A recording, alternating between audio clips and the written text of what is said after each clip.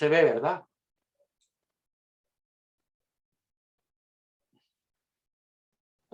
Profe, se ve. Ok.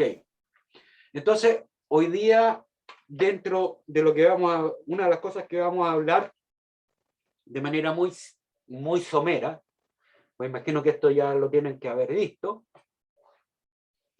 vamos a hablar un poco de las estrategias empresariales, principalmente nos vamos a enfocar en las estrategias genéricas de Michael Porter, que me imagino que ustedes las conocen, y si no las conocen me tienen que avisar de inmediato para poder profundizar. Y básicamente lo que vamos a hacer hoy día es un poco hablar de un poco de estrategia. Vamos a conversar también de modelo de gestión o de gestión estratégica. Creo que hasta ahí vamos a alcanzar a ver. Vamos a ver si alcanzamos a avanzar un poquito más. Pero esto me parece que tiene que ser súper importante para ustedes por lo que están haciendo y lo que deben hacer en el futuro dentro, ¿no es cierto?, de la carrera y del desarrollo profesional. Entonces, como les digo, vamos a comenzar hablando un poquito de estrategia y lo primero que se me ocurre decir, antes de comenzar a hablar respecto al tema de estrategia, es preguntarle a ustedes qué son las estrategias, si alguien sabe lo que es una estrategia. Si alguien podría definir qué es lo que es estrategia.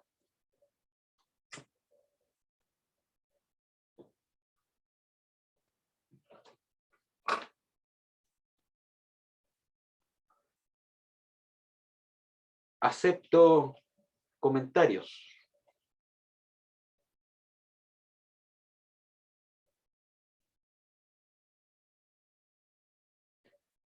¿Nadie sabe lo que es una estrategia? ¿Es como un plan, profe?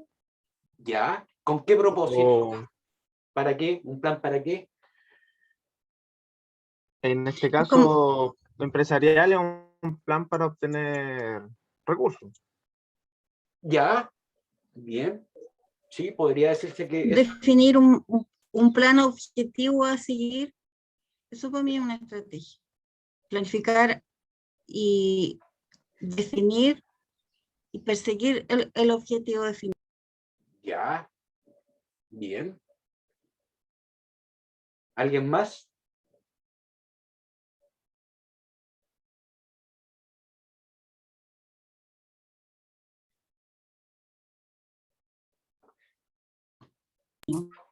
No sé cómo aplicar. Estoy afónica, disculpa, Sí. pero para mí cómo aplicar como técnicas, nuevas técnicas para hacer crecer más al producto o hacerse conocer más. ¿Ya? Para una- Profe, pudiera ser como implementar ideas para maximizar los recursos disponibles. Bien. Sí, sí. Por ahí va la cosa.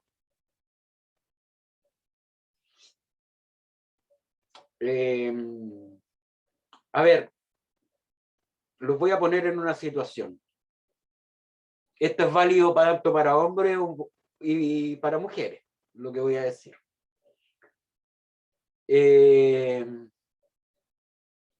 Suponga que ustedes están en la etapa de la adolescencia. No sé, hablemos de los 18, 17 años, o de los 16 años más o menos por ahí.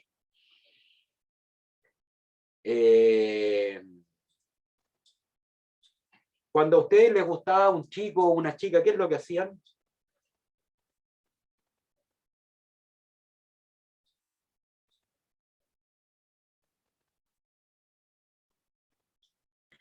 La pregunta es muy amplia, profesor.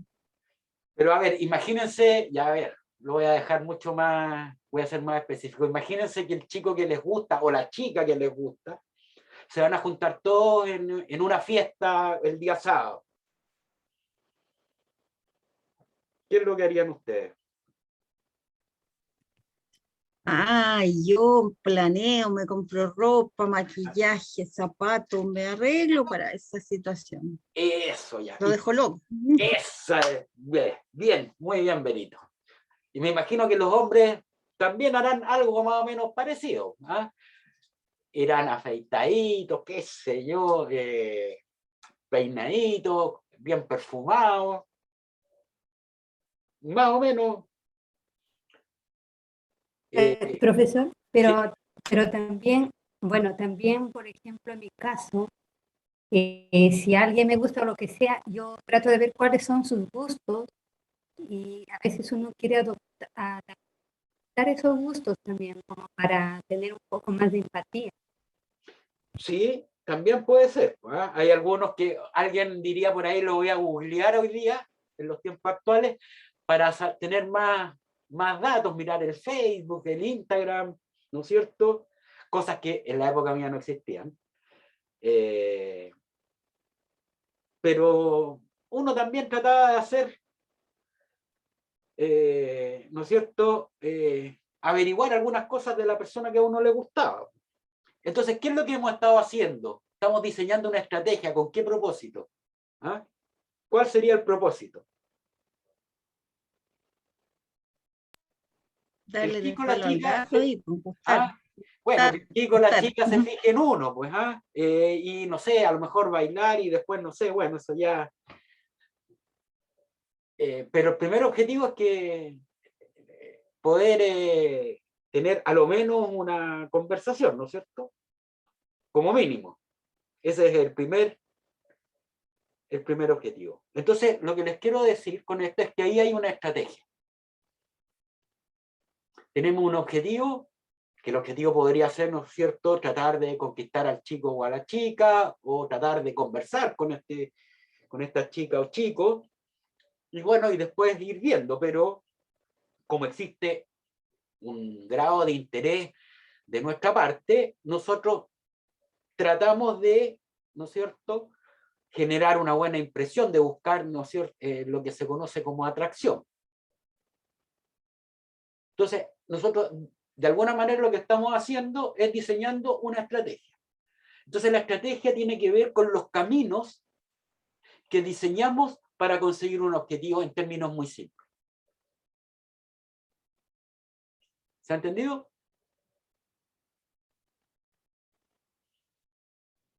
Sí. Ok. Entonces, dicho esto, vamos a partir hablando de qué es lo que es estrategia. Y lo primero que vamos a decir es que la estrategia surge a raíz de la milicia. Porque han sido los militares quienes desarrollaron el concepto de estrategia. El libro más antiguo de estrategia que se conoce, o el más famoso, no sé si es exactamente el más antiguo, pero el más famoso es el libro que escribió Sun Tzu, por allá por el año 1000,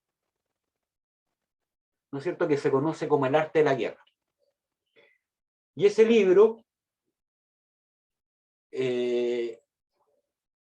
es muy utilizado en varias escuelas de negocio hasta el día de hoy, libro que ya tiene más de 1000 años.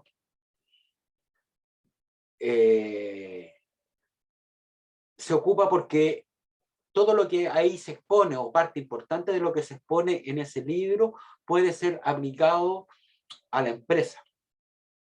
Y fíjense bien, que desde el punto de vista bélico o militar, la estrategia puede ser definida como la ciencia y el arte de la comandancia militar aplicados a la planeación y conducción general de operaciones de combate a gran escala.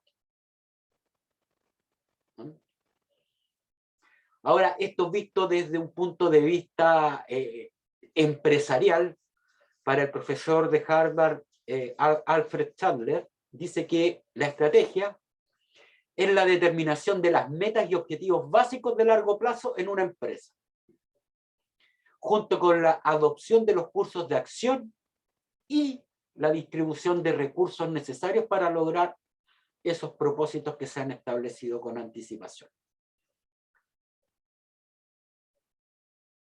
Y fíjense que esto es bastante real, digamos, es un poco lo que estamos... esto se relaciona un poco con lo que hablábamos recién, ¿no es cierto?, cuando tratábamos de esbozar un concepto de estrategia. Yo les decía qué es lo que harían ustedes para conquistar a un chico, juntarse con un chico o chica, ¿no es cierto?, en una fiesta, por ejemplo. Y ahí Laverito dijo, primero, que se compraría ropa, la mejor ropa. Bueno, ahí está poniendo los recursos necesarios, ¿ah?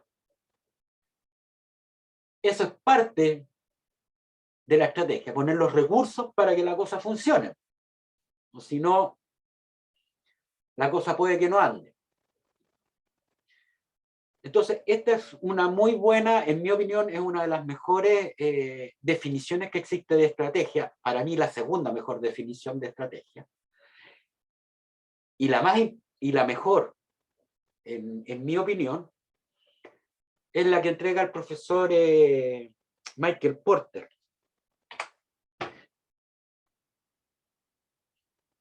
Y Michael Porter, creador del libro Estrategia Competitiva del año 1982, dice que la estrategia es tomar acciones defensivas u ofensivas para establecer una posición defendible en una industria, para afrontar eficazmente las 5 fuerzas competitivas y obtener así el máximo de rendimiento sobre la inversión.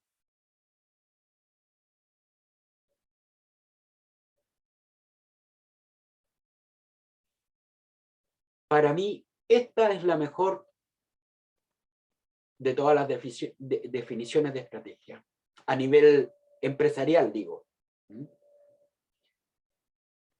Y esto, primero,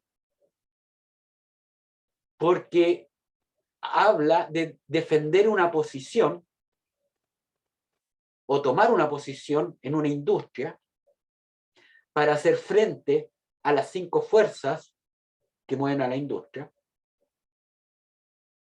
con el propósito de obtener el mayor rendimiento sobre la inversión. Porque recuerden ustedes que el objetivo principal de toda empresa o toda organización tiene que ver con maximizar las utilidades. Todas las empresas buscan ganar la mayor cantidad de dinero posible. Porque si no, no serían empresas. Eso es lo que busca cualquier empresa. Entonces, primero, decir que establecer de competir eficazmente en una industria, haciéndole frente a las 5 fuerzas que la afectan, es muy, muy relevante. Y además, obtener el máximo de rendimiento sobre la inversión, o sea, la mayor rentabilidad posible. El ROI, lo conocen, ¿no es cierto? Me imagino que con el profesor Felipe ya lo vieron. ¿O no? Lo estamos viendo, ROI. profesor. Ah, ya. Lo estamos viendo los... El ROI, el ROE, El ROA, el ROA. exactamente. No estamos viendo eso, profe. Bueno, entonces, ¿se dan cuenta? Esto es lo relevante. El máximo ROI posible. A eso tiene que apuntar todo tipo de estrategia.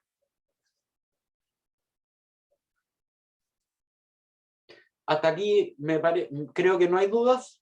¿O alguien tiene alguna visión distinta?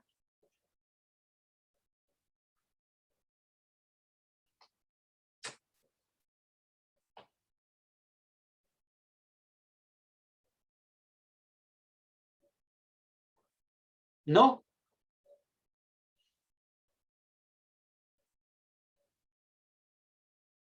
Continuamos entonces. Entonces veamos ¿en qué consiste el proceso de administración estratégica? El proceso de administración estratégica se puede dividir en 5 componentes esenciales o principales.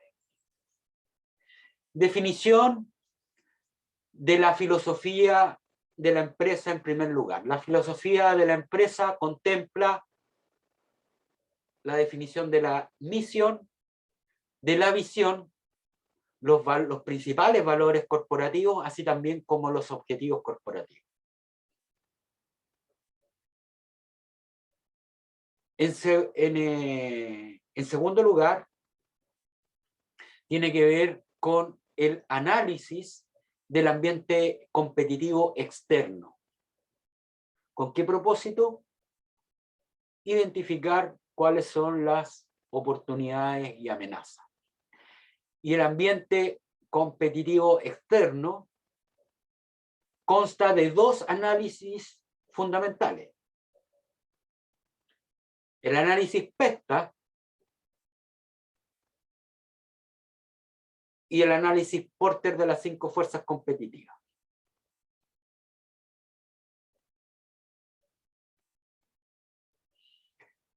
Además, se puede agregar un tercer análisis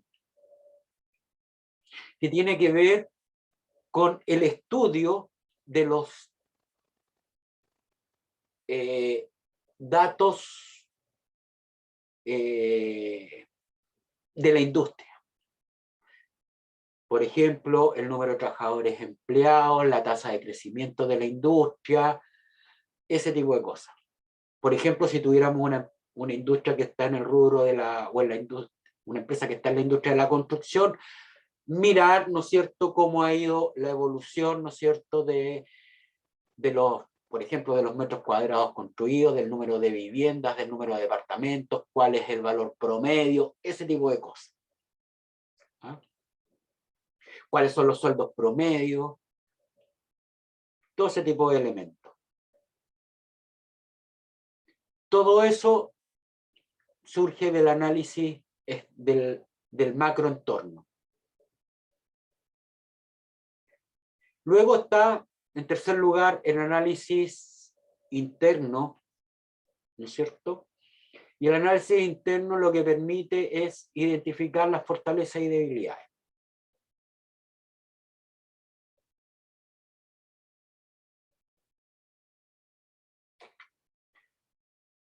Entonces, una vez que tenemos nuestras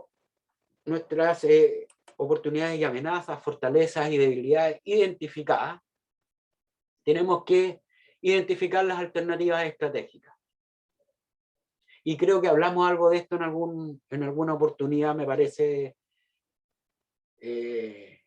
¿Por qué? Porque lo relevante al realizar el FODA, ¿no es cierto?, es que las alternativas estratégicas deben fundamentarse en función de las fortalezas que tiene la empresa. ¿Con qué propósito? Explotar las oportunidades de mercado, defenderse de las amenazas y corregir las debilidades. Finalmente, viene la última etapa, que tiene que ver con la implementación de las estrategias.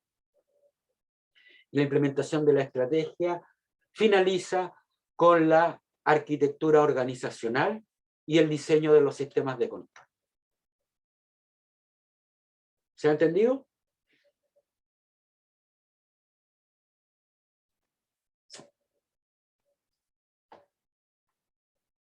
Chicos.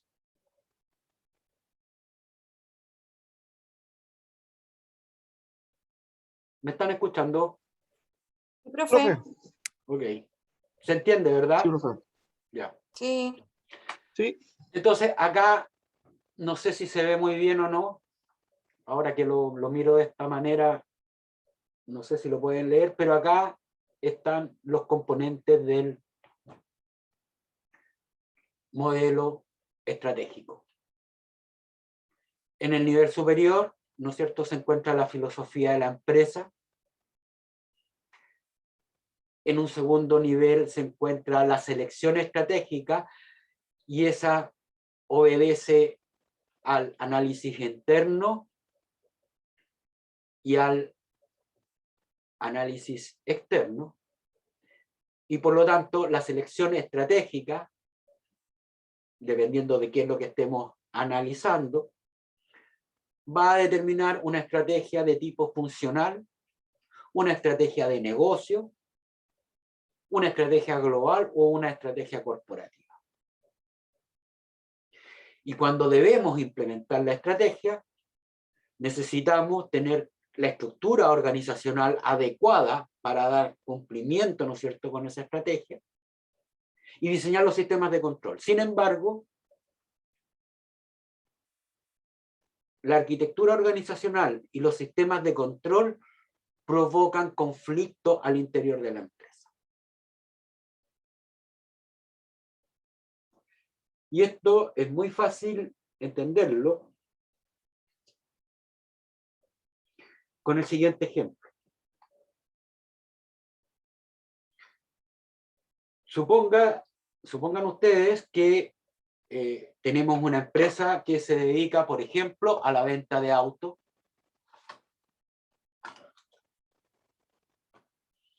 Y por un lado tenemos un gerente comercial que tiene por objetivo dos objetivos principales. El primero de ellos, aumentar la participación de mercado. Y el segundo, mejorar el margen de contribución. Y por otro lado, tenemos un gerente de administración y finanzas, o un financiero, que tiene como objetivo principal maximizar el beneficio de los accionistas o del dueño de la empresa.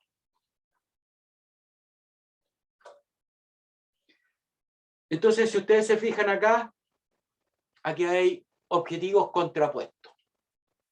Uno quiere vender y el otro quiere cobrar rápidamente. ¿O no?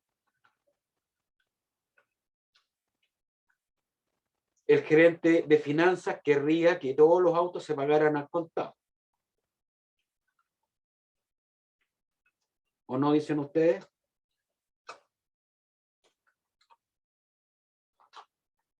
Profe, ¿Sí?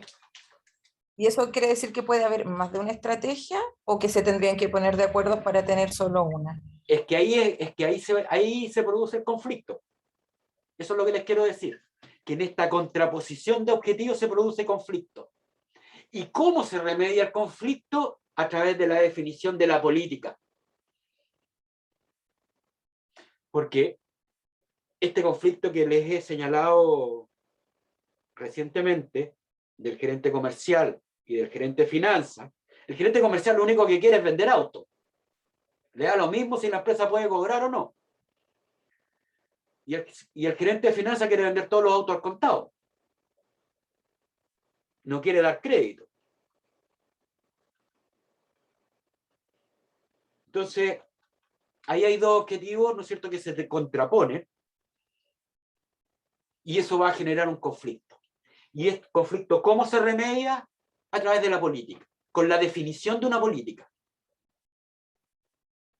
Y el ponerse de acuerdo en una política no es fácil, porque por un lado el gerente comercial querrá tener una política laxa, en el sentido de que a él le permita vender fácilmente, y el gerente de finanzas querrá una política de crédito lo más restrictiva posible, cosa de no correr riesgo, ¿o no? O de correrlo el menor riesgo posible. ¿Se entiende? Y esto se remedia entonces en un proceso de negociación y que va a provocar un cambio. Y ese cambio debe generar, ¿no es cierto?, una adecuación de la estructura y cambio en los controles. Al menos cambio en los controles. Puede que genere o no genere adecuación de la estructura organizacional, pero sí va a generar cambio en los controles que se han definido previamente. Por lo tanto, ahí tenemos una retroalimentación.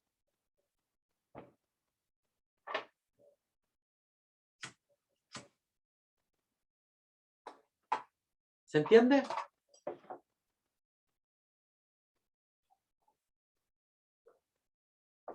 Sí, profe. ¿Dudas?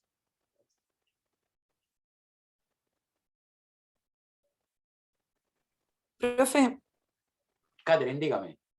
sí, mire, cuando yo hace algún tiempo atrás trabajé en una caja de compensación. ¿Ya? Como porque por lo que usted está hablando se me vino a la cabeza como ejemplo. Entonces yo trabajaba en el área comercial. ¿Ya? Nosotros teníamos que vender créditos. Y teníamos la otra parte que era el área de riesgo de finanzas, que nos estaba siempre poniendo peros para poder de repente cursar algunos créditos. Y ahí había, claro, efectivamente existía una política de crédito que estaba instaurada en la caja, y que si bien yo de repente podría decir, oye, mira, esto cumple con los requisitos, y el área de riesgo me decía que no, de repente nos teníamos que ir a esta política y regirnos por lo que decía esto para poder llegar a un acuerdo y cursar ese crédito de acuerdo a las políticas. ¿Es como algo así lo que usted está explicando? Está diciendo, así es. Porque fíjese que Ah, si no existe la política, ¿qué va a pasar? claro, El comercial, sería ahí una... usted le va a terminar tirando la corchetera al de riesgo, el de riesgo le va a tirar el perforador y a quedar la escoba, po. Porque usted gana Claro. plata por vender, po. Exacto. Pero el de finanzas gana plata ¿por qué? Por cuidar los recursos de la empresa, po. Exactamente. Entonces son dos objetivos que se contraponen. ¿Y eso cómo se soluciona? Con la política. Eso genera conflicto. Sí. Genera conflicto y tensión dentro de la organización. Y la única manera de remediarlo es con la política. Y la política se debe construir en conjunto. La política no la puede construir solo el gerente de finanzas. También tiene que participar el gerente comercial, porque lo más probable es que si dependiera del gerente de finanzas, la política de crédito, la empresa probablemente no podría vender a crédito.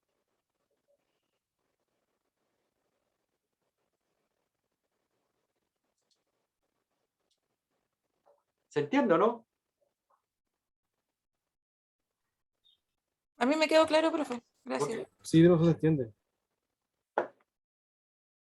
Excelente. Vamos entonces a hablar ahora un poco de las estrategias genéricas. ¿Las conocen las estrategias genéricas? ¿Conocen al señor que estaba ahí, que está ahí en el PPT? Él es don Michael Porter. Te digo que no me matan. Perdón, no lo entendí. Te digo que no me mata. No te entiendo, Joaquín, lo que me quieres decir. Que no conozco al caballero de la portada, entonces dijo. Ah, Por eso bueno, le pregunto. el que está ahí es don Michael Porter, creador de las 5 fuerzas competitivas. Debe ser el experto mundial en análisis industrial y estrategia. Ha venido varias veces a Chile. Ha escrito varios libros, todos muy buenos. Por lo menos todos los que he leído yo.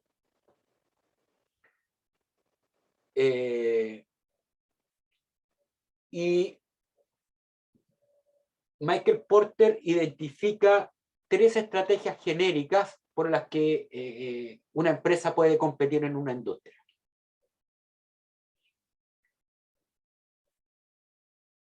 Las 3 estrategias que identifica Michael Porter son de liderazgo en costos, diferenciación y enfoque. Recuerden que estas 3 estrategias que establece Michael Porter tienen un propósito: hacer frente a las 5 fuerzas competitivas. ¿Cuáles son las 5 fuerzas competitivas? Poder de negociación de los proveedores, poder de negociación de los clientes, amenaza de los productos sustitutos, el riesgo de ingreso de nuevos participantes y la rivalidad interna.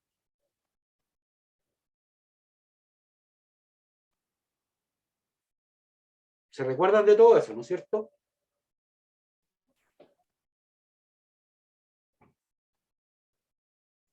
Sí, profe. Ya. ¿Para qué sirve el análisis Porter entonces?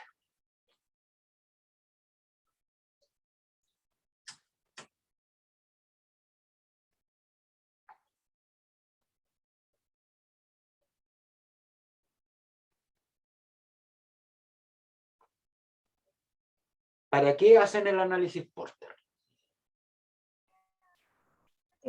Para analizar el nivel de competencia que tiene el negocio en frente a otros. Ya. ¿Cómo se debe hacer el análisis Porter con respecto a qué?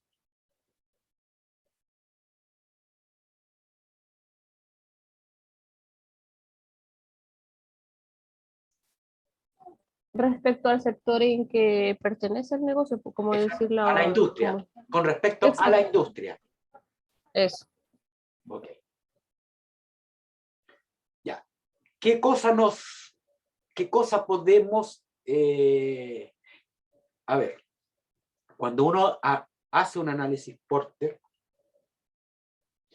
una de las cosas que vamos a encontrar son oportunidades y amenazas. Por lo tanto, es un insumo para poder armar el FODA. Si el día de mañana a mí ustedes me llegan a preparar un FODA y no está basado las oportunidades y amenazas, no están contenidas en el Porter, en el PESTA o en algún indicador de la industria, significa que está malo el FODA o están malos los análisis. ¿Ah?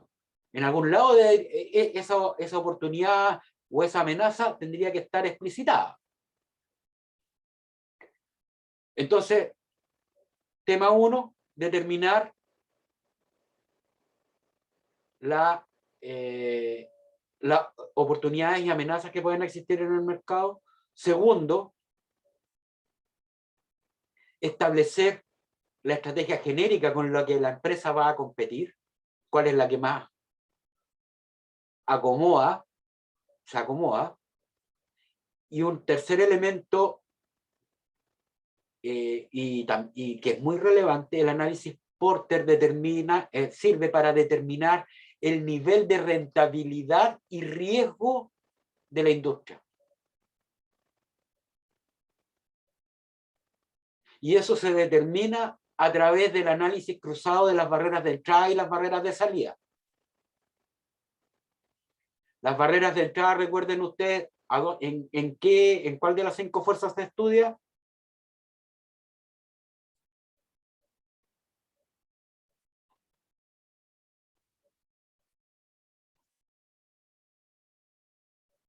En el riesgo de ingreso de nuevos competidores. Ahí hay una cápite especial de las barreras de ingreso a la industria.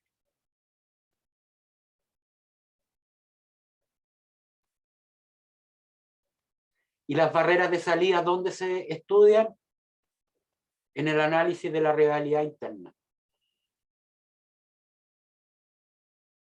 Esas cosas tienen que sabérselas de memoria, pues chicos. Es casi como su nombre. Entonces hay 3 cosas que son fundamentales del análisis Porter, como vimos. Y ahora me quiero concentrar en las 3 estrategias genéricas con las que una empresa puede competir al interior de una industria. Liderazgo en costos, diferenciación y enfoque. Vamos con la primera, que es liderazgo en costos. La estrategia de liderazgo en costos está apoyada en la dimensión de productividad. Y además está ligada al efecto experiencia. Y aquí me quiero detener un minuto. Primero, preguntarles qué es lo que es productividad. Y segundo, si han visto o han hablado, vieron en economía algo respecto del efecto experiencia. ¿Saben a qué se refiere? Porque esto es central para poder entender lo que viene a continuación. ¿Saben lo que es productividad?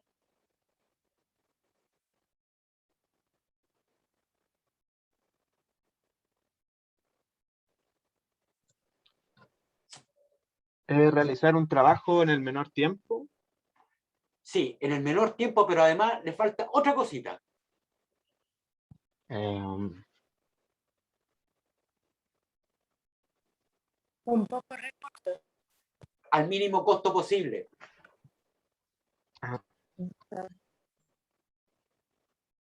Es decir, para ser eficiente, para tener productividad hay que ser eficiente y eficaz.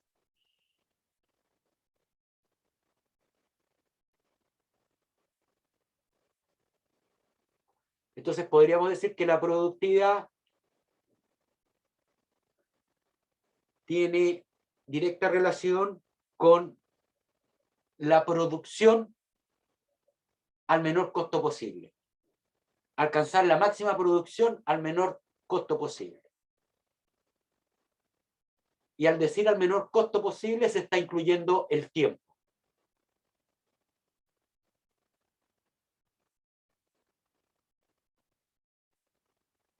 Y el efecto experiencia, ¿lo conocen eso ustedes o no? ¿Lo han escuchado alguna vez?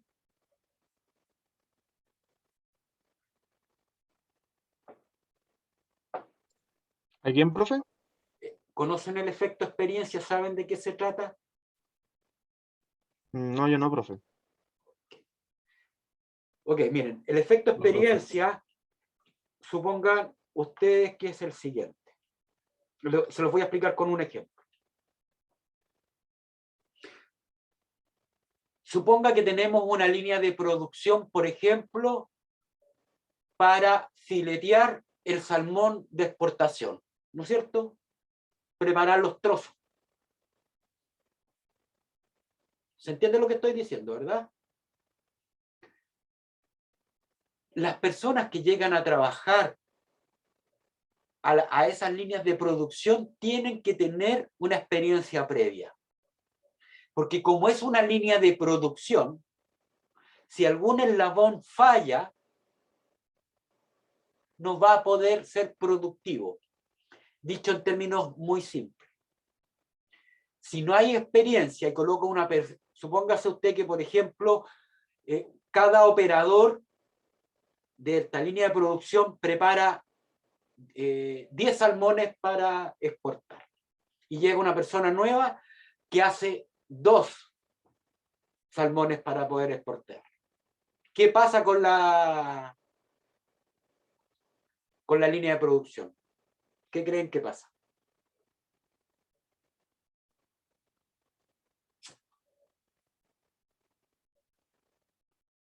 Se echa a perder. Que llega alguien, claro.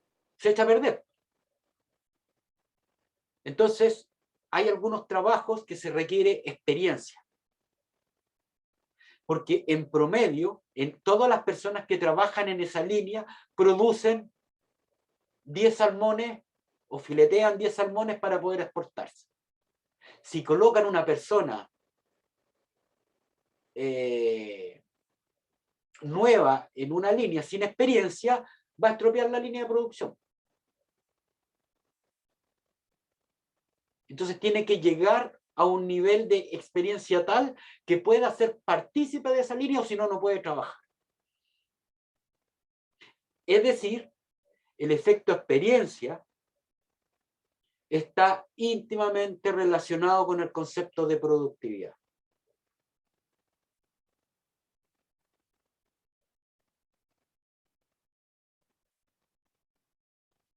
¿Me expliqué? Quedó claro, profe. Bien. Entonces, volviendo a la estrategia de liderazgo en costo, y como les decía que está muy relacionado en la productividad y la existencia, ¿no es cierto?, de el efecto experiencia, esta estrategia implica mantener una vigilancia estrecha de todos los gastos de operación, así como de las inversiones en productividad. ¿Con qué propósito? Con el propósito de obtener el costo unitario inferior a los competidores.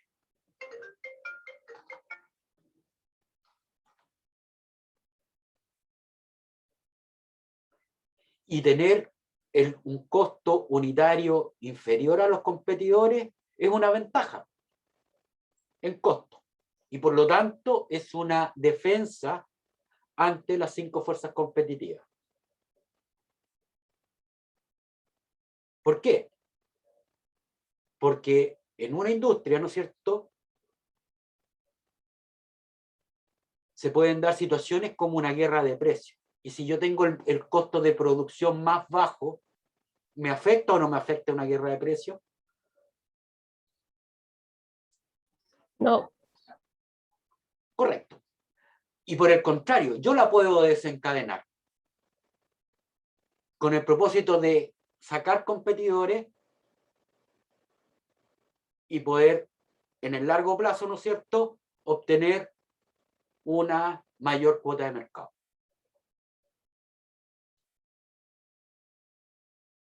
¿Sí o no?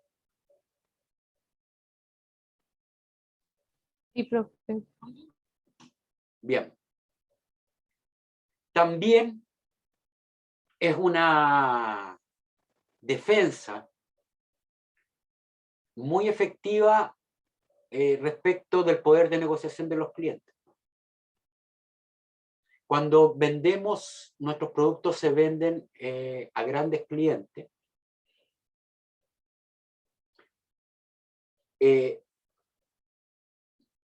los grandes clientes no nos van a poder presionar a un punto tal en que vendamos al mínimo costo.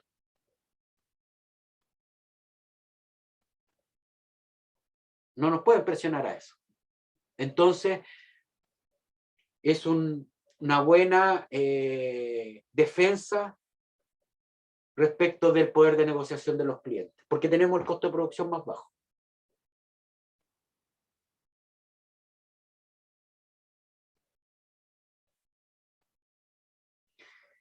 Y así también nos protege respecto de los incrementos de precio que puedan realizar los proveedores de la industria. Nosotros podríamos eventualmente seguir manteniendo el mismo precio de venta y solo disminuiría y afectando nuestro margen, eso sí. Y de esa manera, si nosotros no subimos los precios, podemos escalar a una guerra de precios.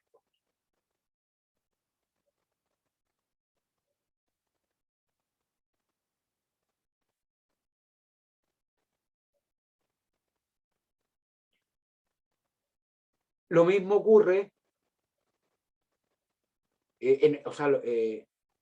también ocurre que tener, ¿no es cierto?, un costo unitario bajo es un disuasivo o una barrera de entrada para nuevos competidores.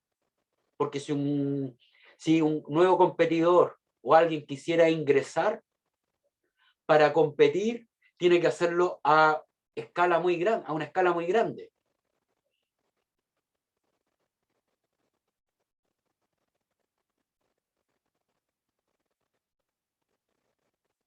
Para poder llegar a tener precios o costos similares a los que tenemos nosotros. Entonces se dificulta el ingreso de nuevos competidores.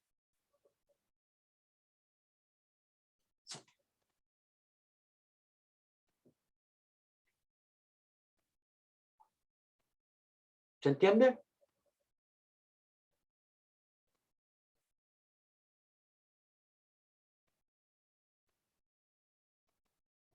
Chicos,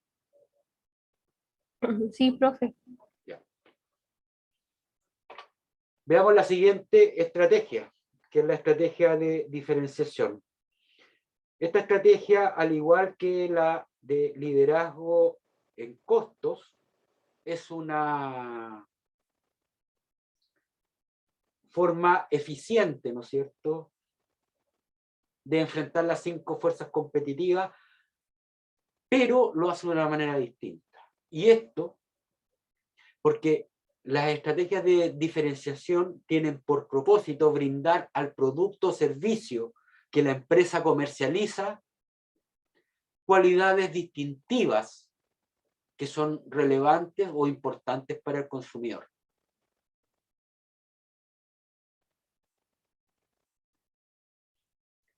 Y la diferenciación puede tomar varias formas. Por ejemplo, la imagen de marca, el servicio postventa.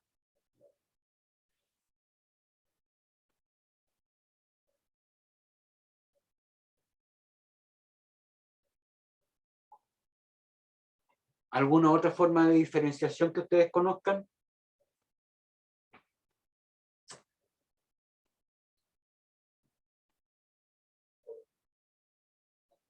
Chicos.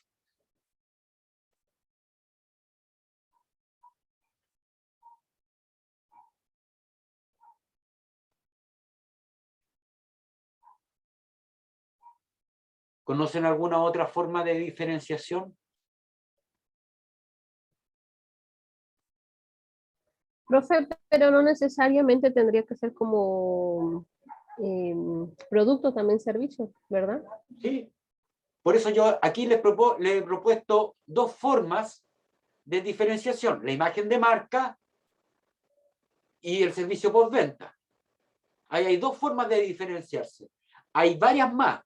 Yo les estoy preguntando a ustedes si conocen alguna otra, o creen usted, o cuál creen ustedes que podría ser una manera de diferenciación.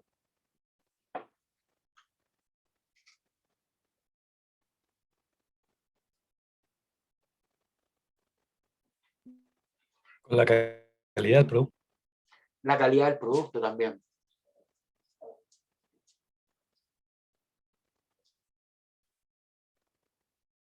Perdón. Servicio de venta y postventa. Bueno, claro, ahí se mencionan. Alguien dice ahí, Guillermo Vera dice, experiencia cliente, la experiencia de compra. Eso también es una forma de diferenciarse. Los tiempos de entrega, los tiempos de responder, solución. Fíjense bien, miren, me quiero detener un minuto en lo que dijo Guillermo, la experiencia de compra. ¿Ustedes han ido alguna vez a comprar al supermercado Líder y al supermercado Jumbo?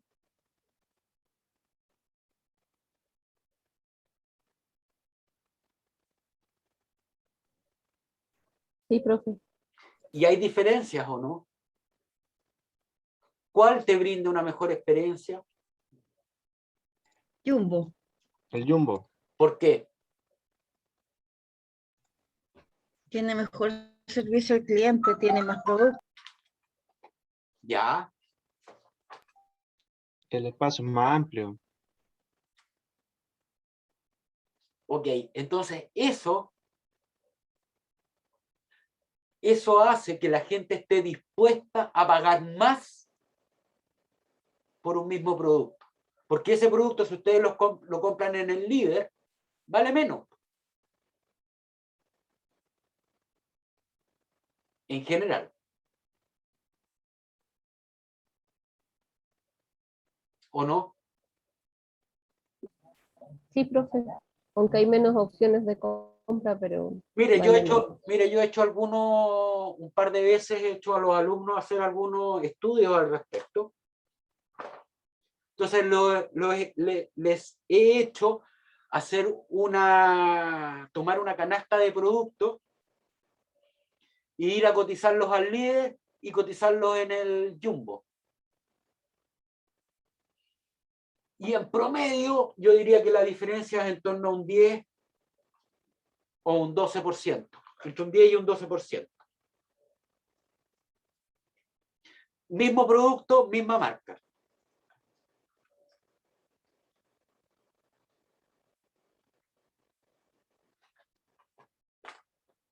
¿Sabían eso ustedes? Justamente para mostrar lo que estoy diciéndoles yo ahora.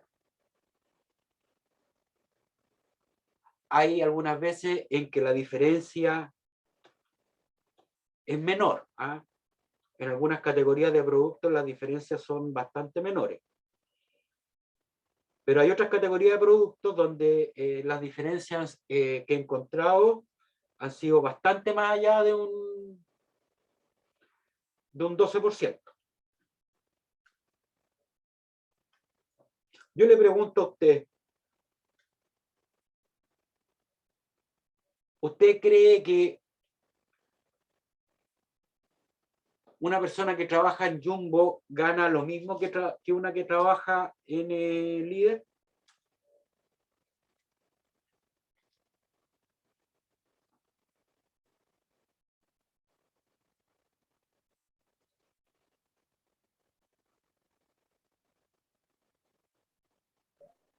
No, profesor, obviamente que no. Una persona que trabaja en Jumbo gana aproximadamente un 15%. A ver, yo le estoy hablando, este estudio lo hice hace 8 años atrás. A lo mejor hoy día las cosas han cambiado un poco, pero hasta hace 8 años atrás, una persona que trabajaba en Jumbo, para el mismo cargo, ganaba un 15% más que el líder.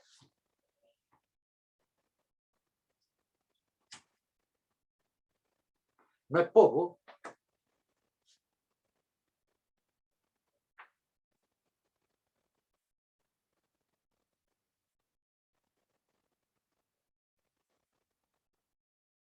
No es poco.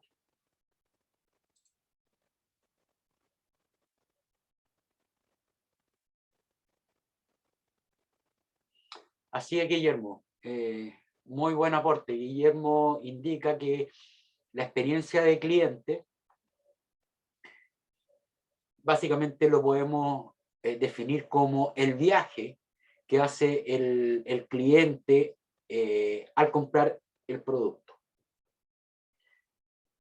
Y esto ha ido tomando cada vez más fuerza en los últimos años, y sobre todo en las grandes empresas. Buena acotación, Guillermo. Bueno, y como les decía, las estrategias de diferenciación también protegen a la empresa de las 5 fuerzas competitivas, pero lo hace de una manera absolutamente distinta a como lo hace la estrategia de liderazgo en costo. Primero, ante los competidores directos, la diferenciación reduce el carácter sustituible del producto. ¿Por qué? Porque aumenta la fidelidad. Y por lo tanto, cuando aumenta la fidelidad, disminuye la sensibilidad al precio. Y como disminuye la sensibilidad al precio, se puede cobrar más caro. Y por lo tanto, mejora la rentabilidad.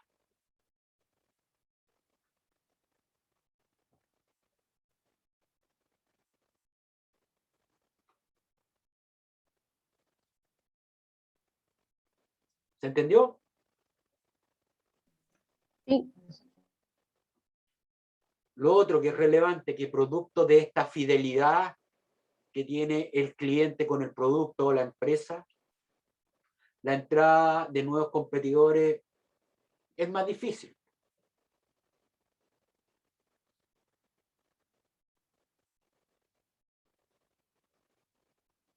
¿O no?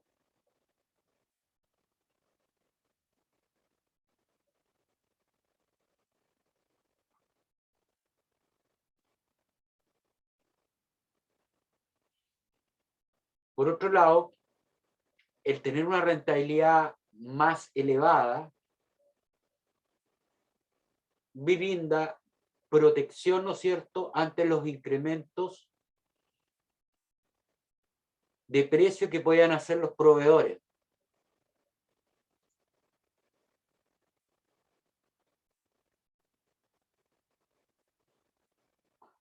¿Por qué te protege? Porque tienes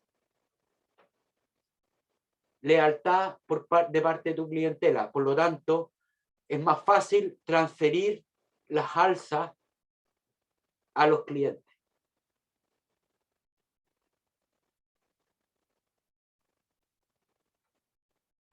Y por último,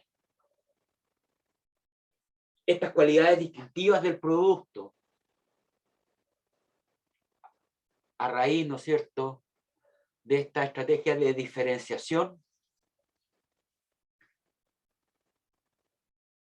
son una protección respecto de la presión que pueden ejercer los productos sustitutos.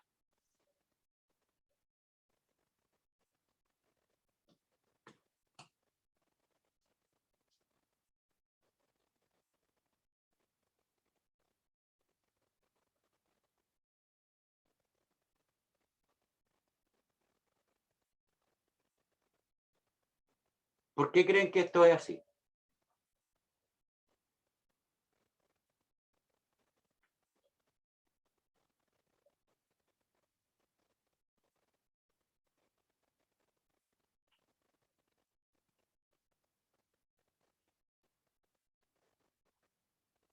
¿Por qué en una industria se debe analizar a los productos sustitutos?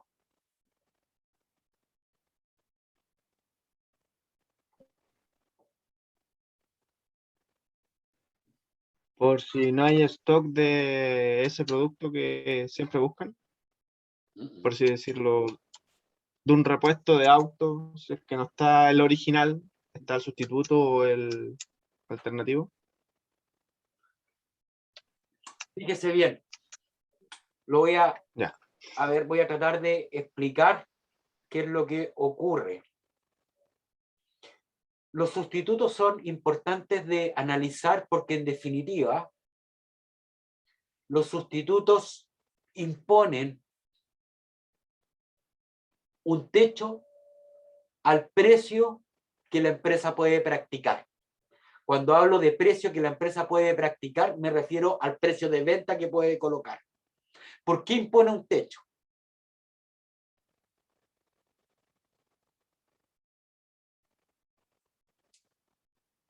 Porque a lo mejor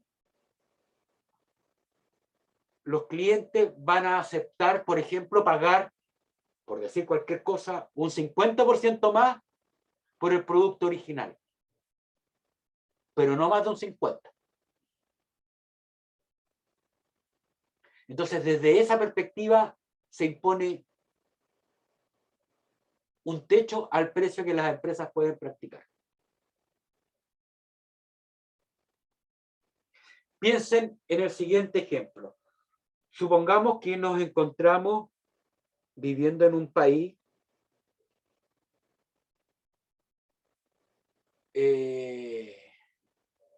cuya economía es muy rústica. Solo existen dos productos para agregarle al pan.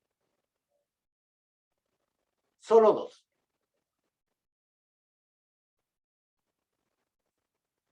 Mermelada y miel, por decir cualquier cosa. La miel se vende, supongamos, a 1.000 pesos el kilo y la mermelada a 800, por decir cualquier cosa.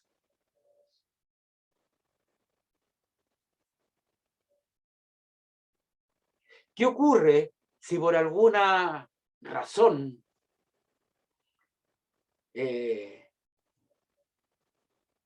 nos encontráramos que la miel comienza a escasear, ¿no es cierto? Porque ha disminuido la masa de abejas, no sé. Y producto de esa situación, existe menos producción de miel y por lo tanto se restringe la oferta. Como se restringe la oferta, el precio sube. supongamos, a 2.000 pesos. ¿Qué va a ocurrir con las cantidades demandadas de miel y de mermelada?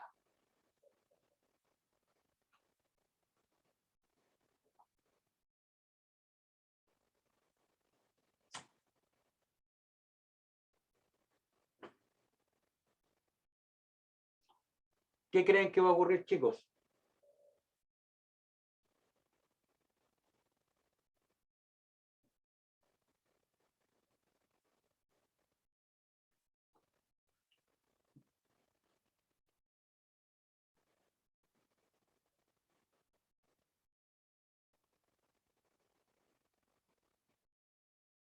Chicos, ¿entienden la pregunta? Yo no la entendí, profe. Vamos de nuevo. Supongamos que en una economía, vivimos en una economía muy rústica, que solo, y en esta economía solo se producen dos tipos de bienes para acompañar el pan: mermelada y miel.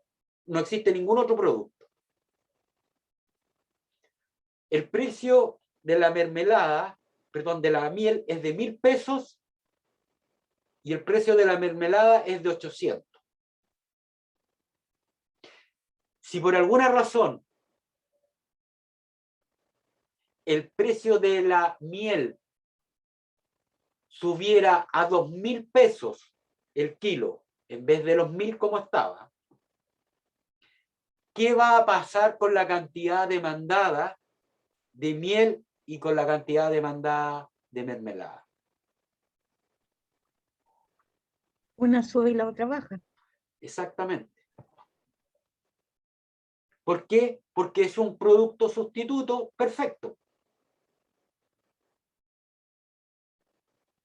Entonces, lo que va a ocurrir es que muchas personas que antes consumían miel se van a cambiar a la mermelada. Por otro lado, ¿qué pasara si por alguna razón el precio de la mermelada estaba en 800 y la miel en 1.000? Supongamos que el precio de la mermelada por alguna razón llegase a 1.500 pesos. ¿Qué creen que ocurriría? Va a aumentar. Efecto adverso, o sea, distinto, es al revés. Exacto, va a aumentar, ¿no es cierto?, el consumo de miel. Es por esta razón que cuando un producto está diferenciado, es una protección eficiente respecto de los sustitutos.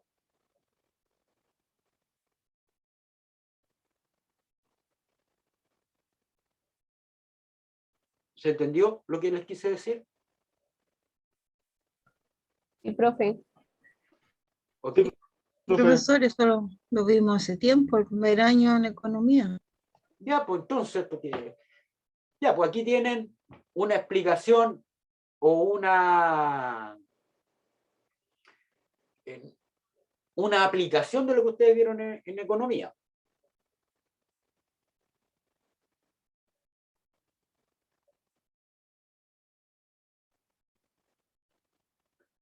Ok, veamos la siguiente estrategia, que es la estrategia de enfoque.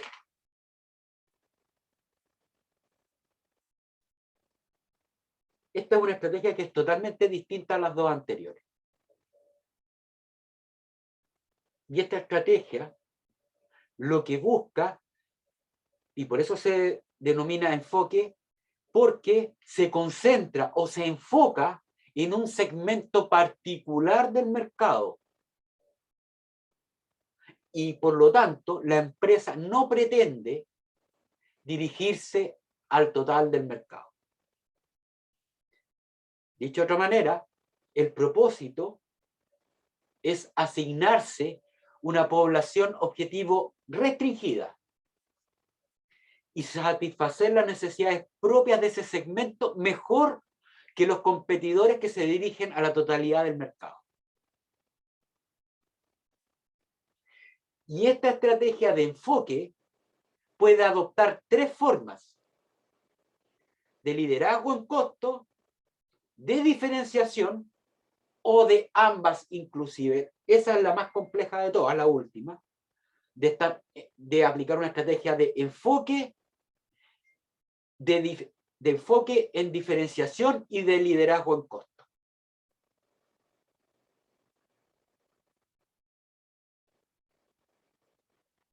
Entonces, ¿qué es lo que es importante de esto? La estrategia de enfoque permite obtener elevadas cuotas de mercado dentro de este segmento de consumidores en particular. Pero si analizamos la participación en el global del mercado, no es relevante. Un ejemplo de esto que les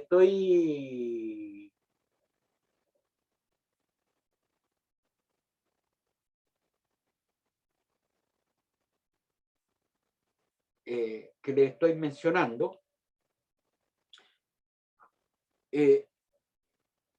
yo no sé si ustedes... ¿Podría ser los bienes de lujo? Los bienes de lujo, los bienes de lujo son un buen ejemplo, pero un ejemplo un poco más aterrizado, que a lo mejor puede ser más visto o más común.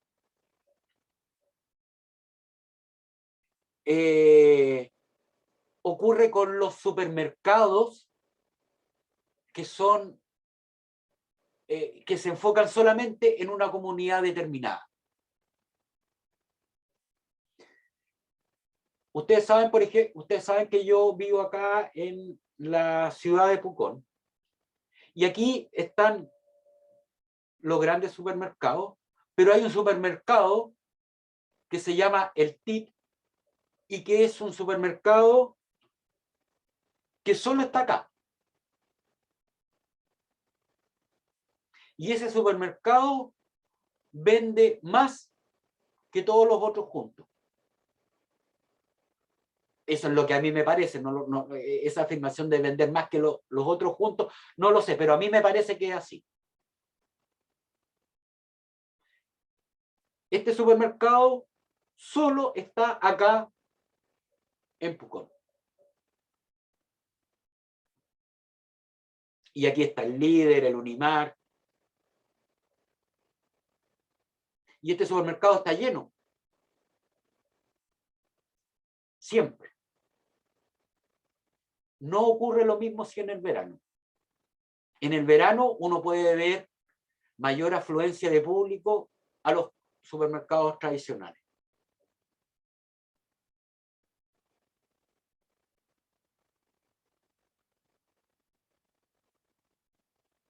Entonces, la diferencia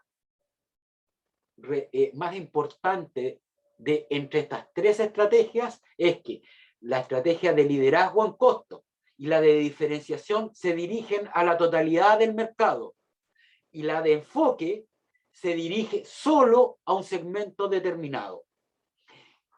Y la estrategia de enfoque puede adoptar la forma de liderazgo en costo, de diferenciación o de diferenciación y liderazgo en costo, inclusive.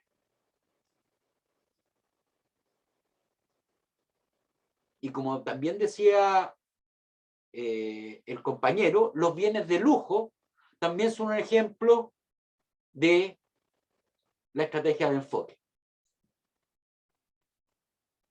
Por ejemplo, ¿ustedes creen que la empresa Rolls-Royce fabrica autos para todo el mundo?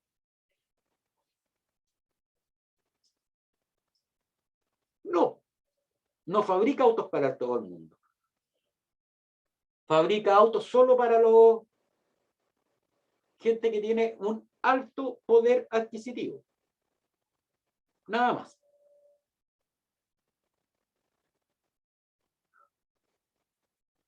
¿O ustedes creen que la empresa Rolex, que fabrica relojes, vende relojes para todo el mundo?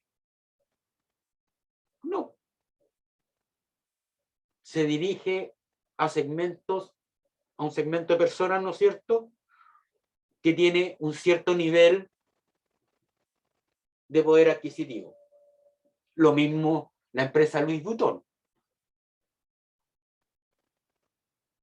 o Cartier.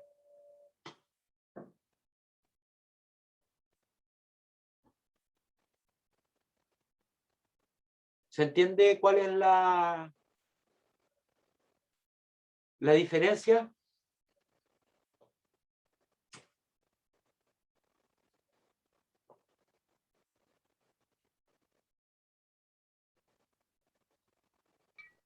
Profe, Sí, ok. Entonces vamos al resumen. Aquí está.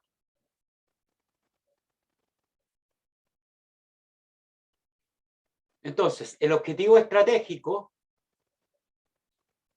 es el total de la industria o solo un segmento. Y la ventaja estratégica está en el carácter único a través de la diferenciación o en los costos bajos. Por lo tanto, cuando nos dirigimos a toda la industria, tenemos la estrategia de diferenciación y de liderazgo en costo. Pero cuando nos dirigimos solo a un segmento de mercado, está la estrategia de enfoque, que puede ser en diferenciación, en costo o ambas inclusive.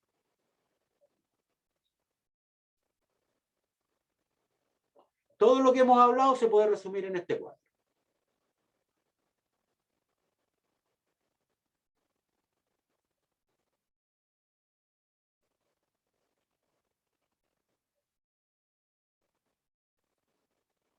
¿Se entiende?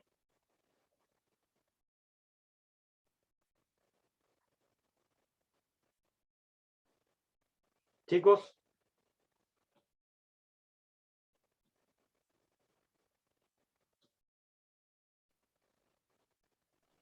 profe, Ya. Profesor, ahí puso carácter único y costos bajos. Ujú. El carácter único es la La diferenciación. diferencia es, A eso se refiere. ya.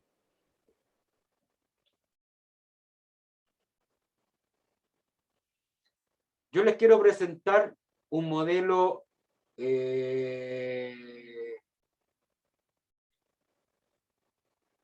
en el que estoy trabajando. Yo ya llevo harto tiempo en esto, pero la verdad que todavía no puedo encontrar la combinación exacta. Pero todo lo que hemos hablado lo podemos resumir en esto, que es una visión un poco distinta a la que propone Michael Porter. Y esto lo vimos en algún momento con quienes fueron alumnos míos en contabilidad, me parece. Que la utilidad depende de dos elementos, del margen por la rotación. De eso depende la utilidad en cualquier empresa, del margen y de la rotación.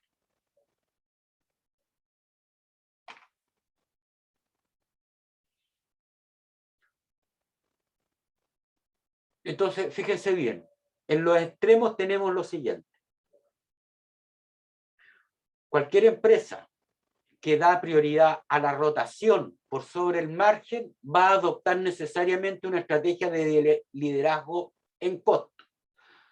Y a contrario censo. Si la prioridad de la empresa, está en el margen por sobre la rotación, su estrategia va a ser de diferenciación.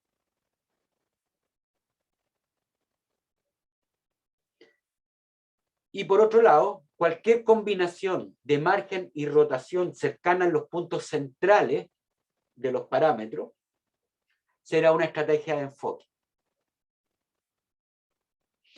Esto último no lo he podido demostrar siempre.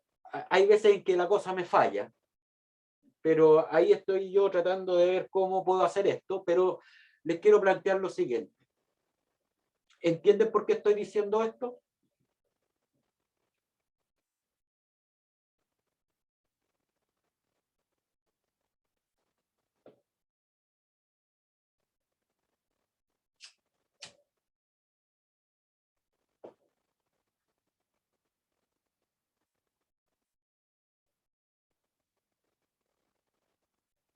Chicos, ¿me entienden o no?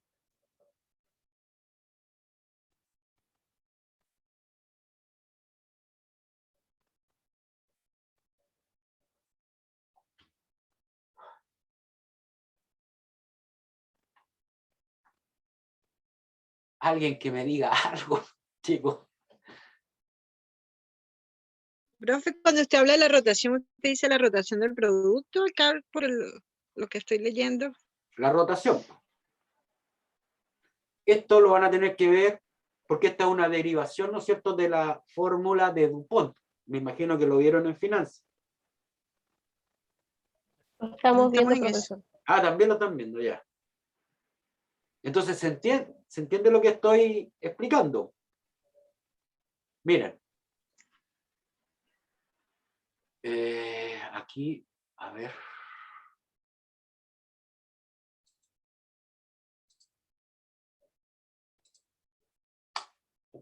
Fíjense bien.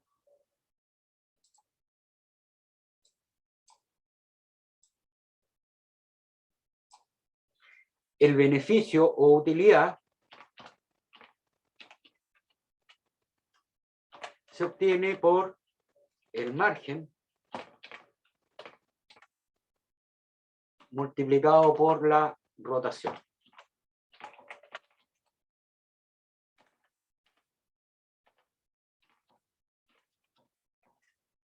¿Qué es lo que es el margen?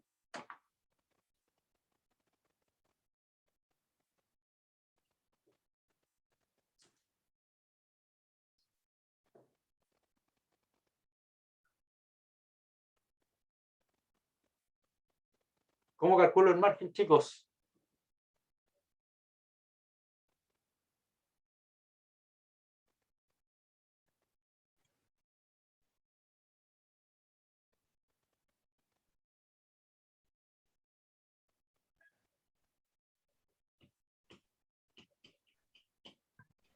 Ingreso menos costo. Exactamente. Precio de venta Por costo menos unitario. costo, menos costo.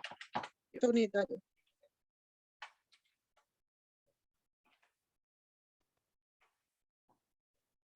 ¿Y la rotación qué es lo que sería? ¿El tiempo del producto? No, el Q, la cantidad vendida. Ah, ya. Entonces, fíjense bien, suponga el siguiente ejemplo. Imagínense que yo quiero tener una utilidad de 10. Si tengo una estrategia pura de diferenciación, esto va a ser 10 por 1. ¿O no? Tengo un margen de 10 y vendo una unidad. Entonces, eso sería una estrategia de diferenciación. ¿Cuál es el otro extremo? Obtener los mismos 10. ¿Pero cómo lo puedo obtener? 1 por 10. Entonces, ¿a qué le estoy dando prioridad acá? Al volumen de venta, a la rotación del producto. Y por lo tanto, esta sería una estrategia de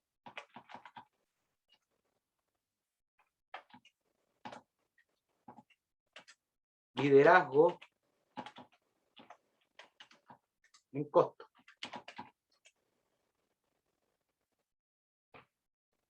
Esos serían los extremos, ¿no?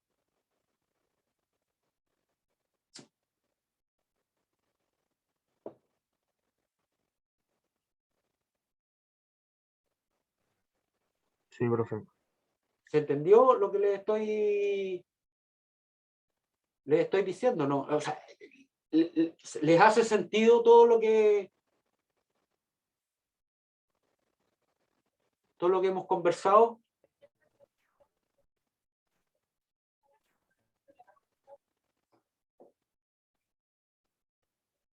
Porque al final estos 10 que están acá en la utilidad, esos de ahí y eso de ahí es lo que finalmente importa en la empresa.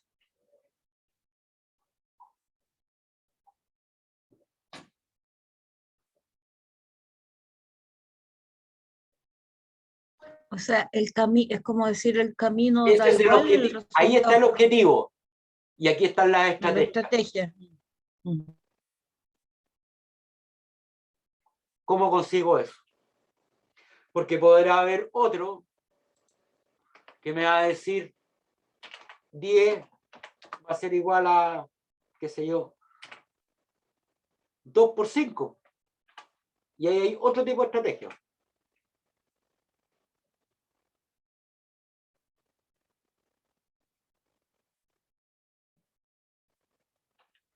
Y si me dice 10 es igual a 5 por 2, también es distinta.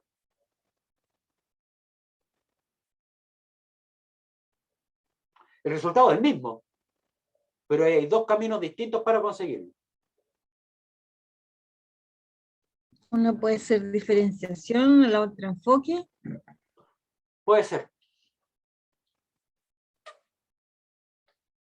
Va a depender, ¿no es cierto?, del grado de diferenciación que tengamos. ¿También influye la segmentación, profe? Bueno, la segmentación es súper importante a la hora de, primero, cuando se establece una estrategia de diferenciación, la segmentación es de lo más relevante. Y cuando se establece una estrategia de enfoque también, de enfoque en diferenciación. Porque yo le pregunto a usted, hablemos de un producto de lujo, supongamos los Rolls Royce. ¿Usted cree que Rolls Royce, por ejemplo, haría publicidad en un periódico como La Cuarta? No, Nica. No, ¿no es cierto? No, no estaría ahí. Entonces, todo tiene que tener congruencia.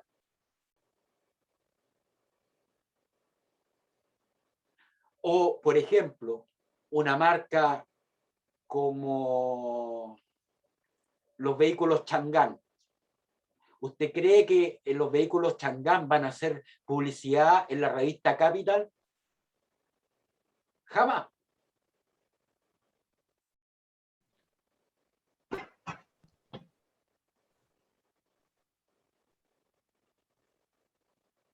Claro, porque los Chang'an tienen una producción, por así decirlo, 100 autos diarios. Y el otro día estaba viendo que un Rolls Royce se demora 9 meses en hacer uno. Claro, o si quiere lo pongo de otra manera. ¿Usted cree que, por ejemplo, la marca de vehículos Mahindra va a hacer publicidad en la revista minera?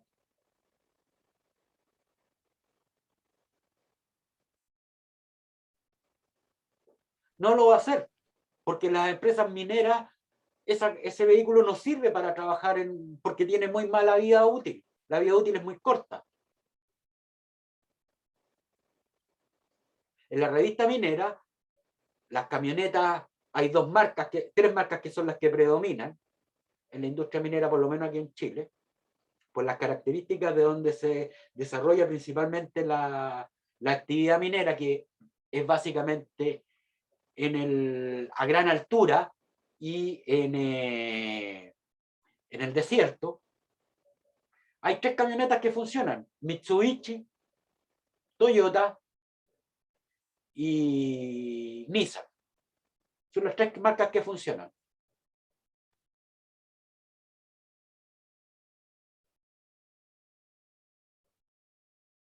Porque las condiciones atmosféricas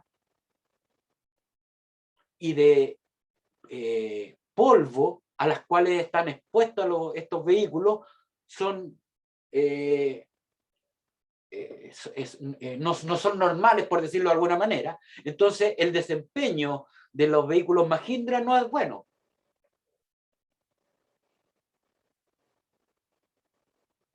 Entonces, esta marca Mahindra no va a hacer publicidad en en la revista minera.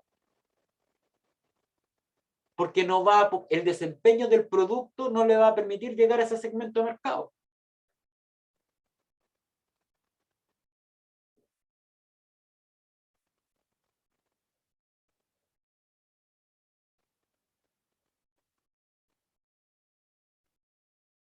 ¿Me expliqué? Sí, profe, Bien, claro que sí. son las 9 ya. Voy a dejar de compartir. ¿Les parece que nos tomemos un descanso? Son las 9 en punto.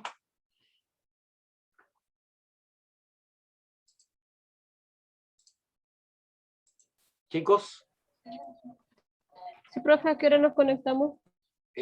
porque esta clase dura hasta 20 hasta 10 para las 10 me parece, ¿no?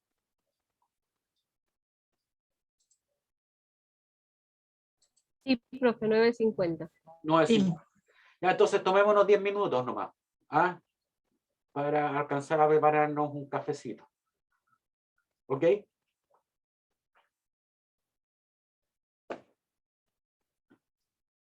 Nos vemos entonces a las 9:10.